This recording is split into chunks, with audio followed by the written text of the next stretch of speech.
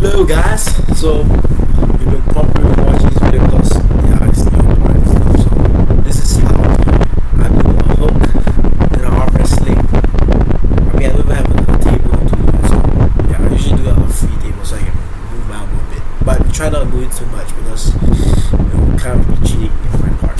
Okay, so I'm doing my lap, so like usually when I arm wrestle, I always put my shoulder close and level to my head.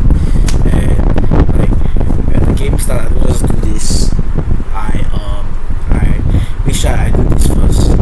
Like push like this, and then move it down like that. Then I'll drag the person down. And you twist this thing a little bit, like twist it like slowly. I'll pin them down like that. So and I train home with my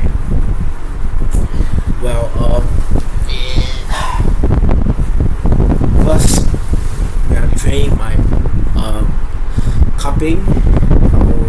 I don't have a roller, so I have a thick shirt, and I would more likely like treat this as a bench, and then I'll put my arm down, and when I put it down, like man, I bet y'all can't see because this is a laptop. Then like put my high hand and use my leg as support. I put it down there. I'll just do it like this. It's like using a pulley machine, and then the shirt is just to increase the pulley strength. And biceps, just if you want bigger muscles, do a full range of motion. If you want a more concentrated muscles, just go to 90 degrees like that. I mean, I'm doing like full motion now because I want my muscles to be as big as possible. Yeah. And for wrist, well, actually I have no idea how to train wrist, but it's fine. Pronation is fine. Pronation just do this.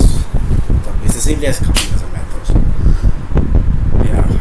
And usually the counters are low hand top rope, so try to have such a strong cupping skill that you just destroy the back pressure and manage to hook them. If you can't hook them and you pull back, like usually you're doing it like this, but if your hand is pushing like this, and you see your opponent's hand like in front of you like doing this, like if you see your opponent's hand doing this, you're dead because you can't like come there and say like that. So you have to do it like this. Like this. If you see your hand pushing like this, like that, you know you're close. So this is the bad move, and this is a good move. So you have to try to do it like that. Twist it as much as you can.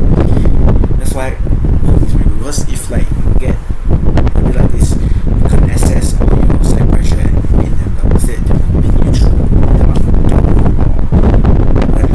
So yeah, that's it for my hook. Tutorials, probably one of the shortest one you ever seen in your life.